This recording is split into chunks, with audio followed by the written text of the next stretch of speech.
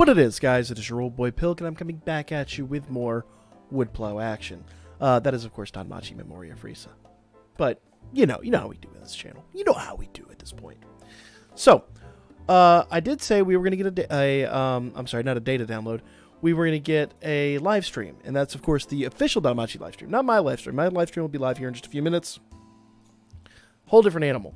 We have an official Danmachi live stream just about every week on Tuesday mornings / Monday night, whatever you want to call it. And then, I'm sorry, Tuesday night, Wednesday mornings. Whatever you want to call it, very typically. And they usually tell us what's happening this week. Well, this week we got all our stuff fairly early. So the question kind of held, what is coming? Well, not what we expected. So next week is going to be the 30th, specifically 10 days from now, just a week and a half away, is going to be the first anniversary of the North American release. But that's not what we got necessarily. That said, what we got is definitely far from disappointing. We are going to have another crossover event. It's a crossover event with Data Live, and this is a property I admittedly am not very familiar with at all. I'm familiar with the name, and that's really about it. So, pardon my ignorance on the matter, but to be fair, I was also extremely ignorant on Danmachi. I got into the game before I got into the anime. No, very glad I got into the anime. It's a fantastic franchise, but Data Live is one of those that kind of doesn't really show up on my radar, to be completely frank. It's just not a property I really thought of. That said, what we're going to get with this in Danmachi in the coming weeks, we'll discuss all of it. In fact, if you want more details, there's a 90-second promo that they dropped, promo PV that was dropped. It's in Japanese. I'll put it in the description down below if you want to see it.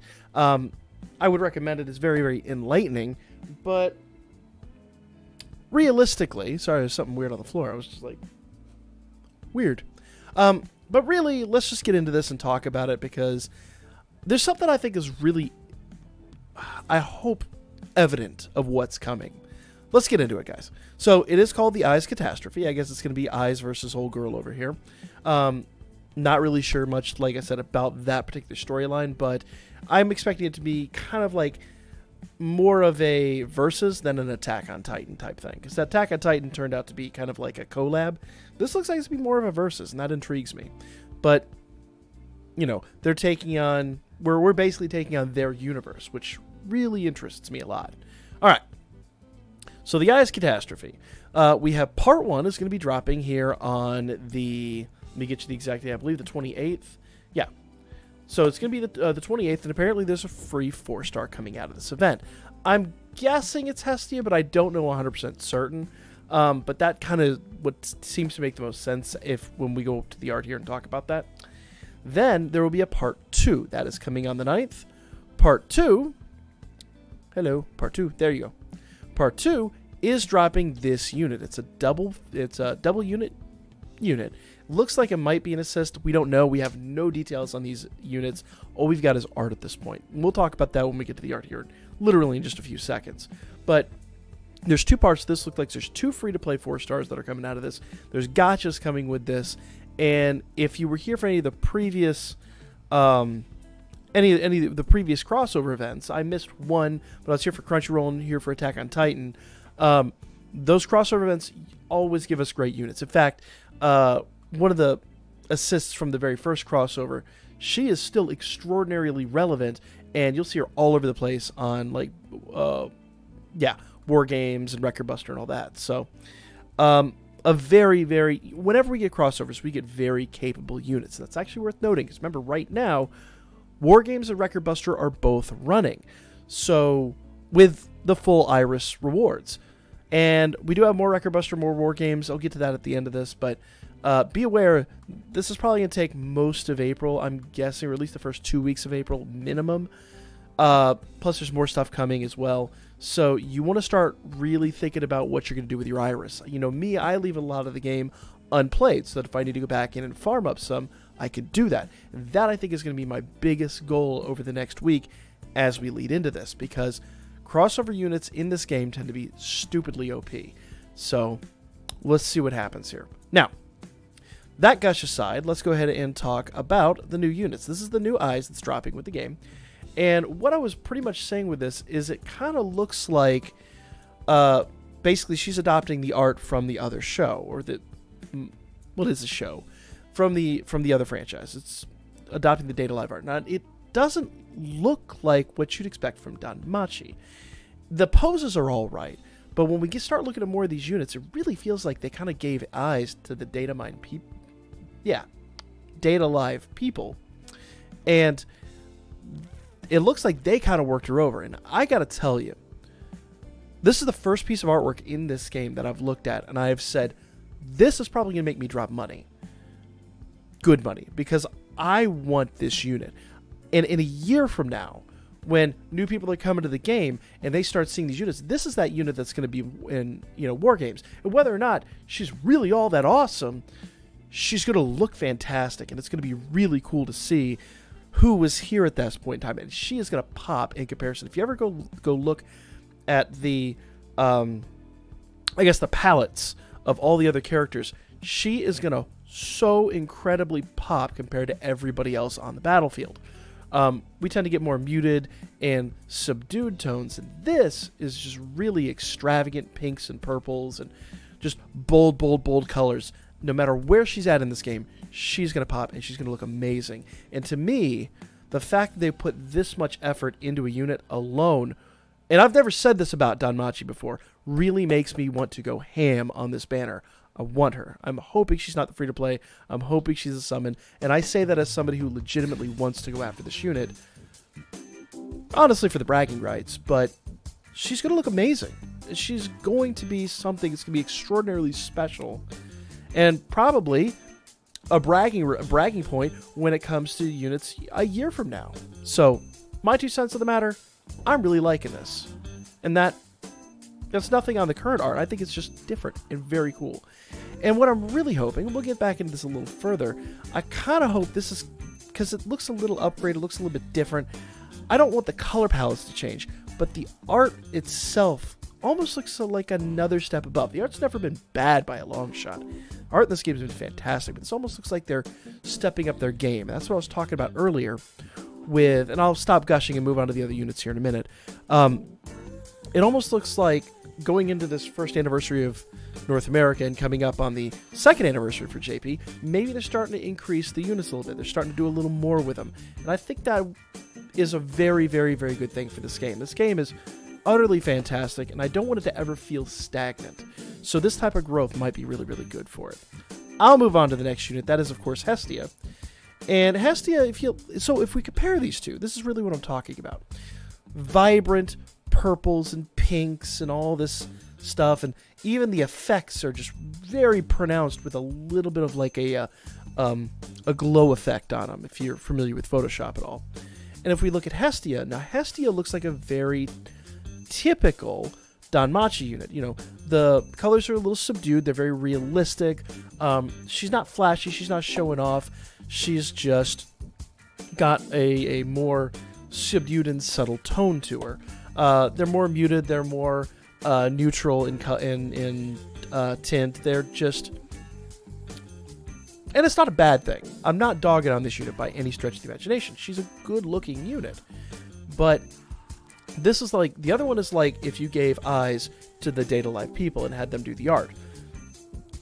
Hestia is like if you gave Hestia, or if you gave Hestia the Data Live kind of treatment. And I think it's the difference between the two. It's a very good crossover is pretty much what I'm saying. I'm very, very excited for this.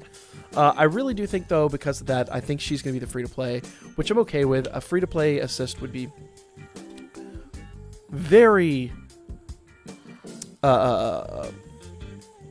good, for lack of a better word. We need more assists in this game that are easier to obtain, because assists are just, they're really, really hard to come by sometimes.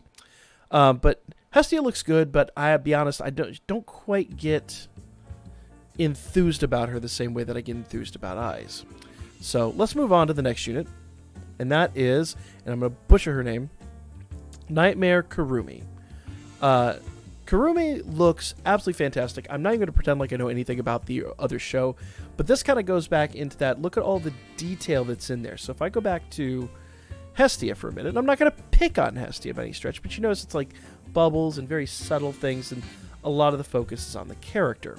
If we go back to Kurumi, Kurumi's character is got, you know, obviously the little garter slip there, which is kind of nice, a little fan servicey, but not grotesque. Just it actually fits what a lot of what Danmachi kind of does, with the exception of Freya. Obviously, she's a skank, and I am not mad about that by any stretch. But this fits very, very well. It meshes the two realities together a little bit with a lot of the really fine detail, like that clock thing in the background and her dress, all the pleating and all this stuff. It's like it's stepped up a bit. And I would love to see 2019 units in Danmachi really start to get that treatment. That would be fantastic. But I don't want the color palette. I really still want the muted color palette. Just throwing my opinions in here. I mean, feel free to agree, disagree. But I'm just throwing my personal feelings in here as to what I really like about this and why I'm really actually excited for this crossover, even though I'm not familiar with the other property. It's got me really excited for what's coming. Okay? That's Nightmare Kurumi. We don't have any stats in these characters. We're just gushing at this point. But they're great-looking models. They really are. Okay? Princess Toki. T-O-U-H-K-A. Toka. However you pronounce that. I think she's going to be the free-to-play.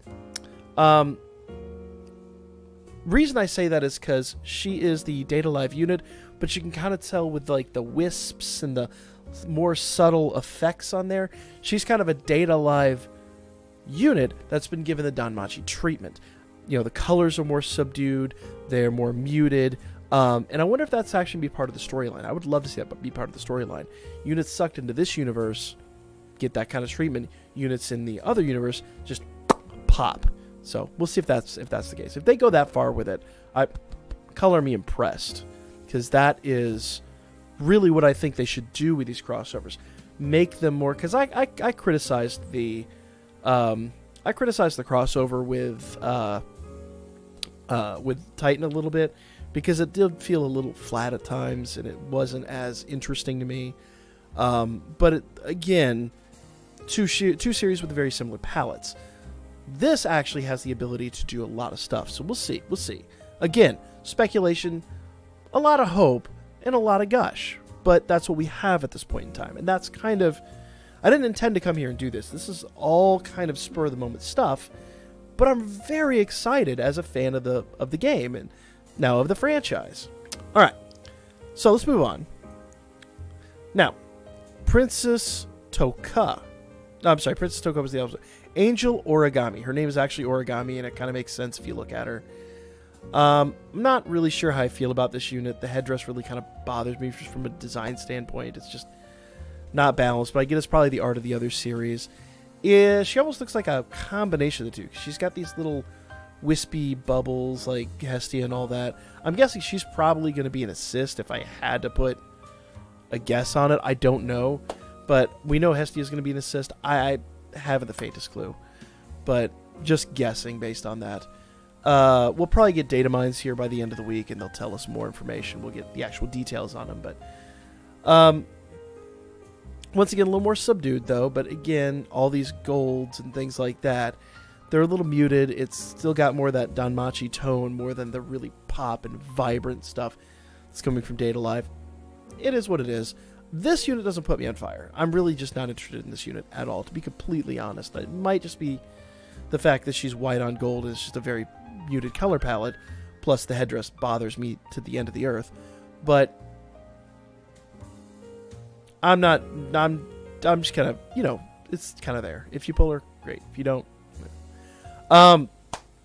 this unit, and this is Kotori. Kotori, I'm guessing is her name. Again, I'm sure somebody that loves this franchise is going to come back and rake me over the coals for what I'm doing here with these names, but whatever. Murka.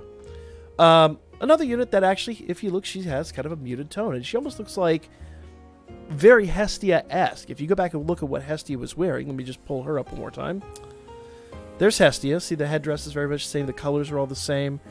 Very, very similar. So, Not much I could say there aside from, just it looks like it's very well done, very pronounced. Again, all these little bubbles, very Danmachi-esque. So we'll see what we get with her. Very interesting unit. Now, this is the interesting one. Kaguya and Lily. Kaguya and Lily, I'm guessing Kaguya is from the other series, because I do not recognize her at all.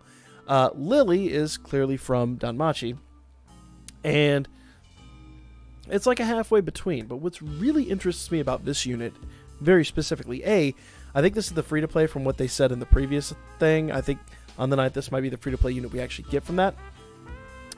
B, that being the case, this is the first unit I can think of on hand.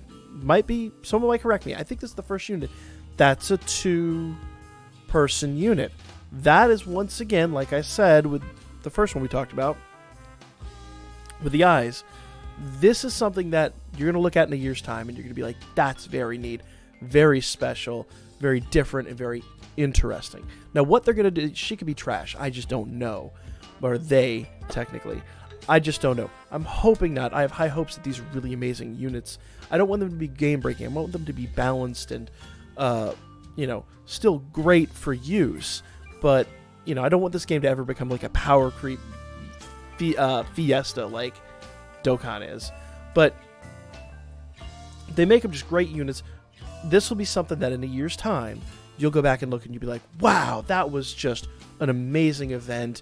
And what a neat time to be, this is the first 2-person assist we ever got, and wasn't it really neat? Now we got 2 or 3 of them, but, it's going to be a really interesting unit. And that's all I can say right now because we don't have the stats. But it just, that alone actually really interests me. I'm actually fired up for this event, and that's strange because I'm usually pretty critical of events, but I'm very fired up for this event. Now, as you can kind of expect, we are going to get a heroic trials for these units. You'll be able to, from 328, get one of those as a bond. From 4-4, get one of those as a bond, which means there is going to be summons for these units. And what is actually interesting, and I have to go back and look here for a moment. Yeah. I do believe, unless I'm corrected here, there's 2 heroic trials for each of the parts. So, yeah, there's going to be... it's not advertised here, but there's probably going to be a heroic trials for part 2 as well. So, yeah, it looks like this is going to be almost an entire month-long thing. Pretty nice. Pretty nice. Make sure you're doing these, guys. Heroic trials are totally worth. It's a free bond for either one of these units. Now, you can't get the unit out of it. You have to have the unit. But it looks like you're going to be able to pick between the eyes or old girl, I can't remember her name, or one of these 2 for this one. Even if you don't have the unit, if you didn't pull it or you just want to do it, these are bonds you can actually sell and eventually get, 4-star tickets or prism bonds or whatever you got. So either way, if you don't have the unit, it's still worth farming every single one of the heroic trials that comes up. Every single one. There's not a heroic trial you should ever pass up on. Completely 100%. And I mean that with the utmost sincerity. All right. Now, for the final thoughts here in this, we do now have a new raid coming, okay? Raid starts on the 21st of, looks like the 21st of April. So that tells me, once again, everything's going to be going on for a while. Don't know a whole lot what this is about. First stage, you say it's going to be Big Wolf, and this can be a wind resist, 80%.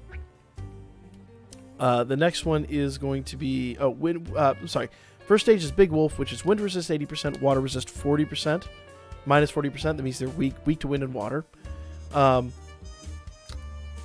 There's going to be smaller wolves around them that are water resist 80%. We'll talk about that when it comes back. Second stage, which, it usually runs for a couple days, and we get a second stage. Second stage is going to be fireworms, dragons. They're water resist minus 80%. So it looks like your wind and water are going to be very important in this. I'm assuming most of these other units will be wind. It's good to see water coming back, actually, because as I predicted going into summer, they're going to start producing those swimsuit units again, and we're going to get new water stuff. So we'll start feeding the Familia water things. And it also means that in those events coming out, there will be Faith Stones. Make sure you farm those up. Third stage is the Desert Dragon, and that's wind resist 80%, water resist 40%. So again, wind and water. And this is actually the Desert Dragon himself. He looks pretty badass. Pretty excited about that. Now, interesting change it looks like here. You could challenge the raid up to 4 times a day. It's not like before where you can just go in and hammer down on it. They've limited it now. 2 times daily, 2 times by bonus options. We'll cover all that when it comes, but, you know, pretty interesting stuff. Now, to finish this off, War Games is coming back. After the current War Games ends, we're getting another War Games on the 27th. Now, the current War Games ends on the, let me pull it up over here, Arena. Current War Games ends on the 24th. So, 27th, basically a week from today, week from yesterday, we're going to be getting the new War Games. So we get right out of one War Games into the other. Then after that, we're going to get Wrecker Buster back. That Wrecker Buster, Reveria, is going to be a dark type. She's a water type this time. She'll be dark type next time. And that starts on the 3rd. So be aware of those things. Plus, dispatch events come back on the 21st, which is tomorrow. So tomorrow we have dispatch quests coming back, so make sure you're doing those too. We will cover that when it comes back. I've never really covered it like I should. So when they come back, I'm going to get all the information, and we're going to cover that because there's specific things you need to be aware of in there in order to get all the rewards. The first time they came, I tried. I didn't have the right units. I missed out on 5 million points in the casino. So, like I said, the rewards are pretty good on that usually, but there's a trick to it you got to know. So when we get all that information, I will drop all that on you. But other than that, guys, I'm going to go get ready for stream. We're about a half hour out of stream, so follow my Birdman, hit me up a booker. I'll see you guys in just a little bit. For tonight's live stream, let me know in the comments section if you are hyped for what's coming in Danmachi, because I know I am. I'm extremely hyped.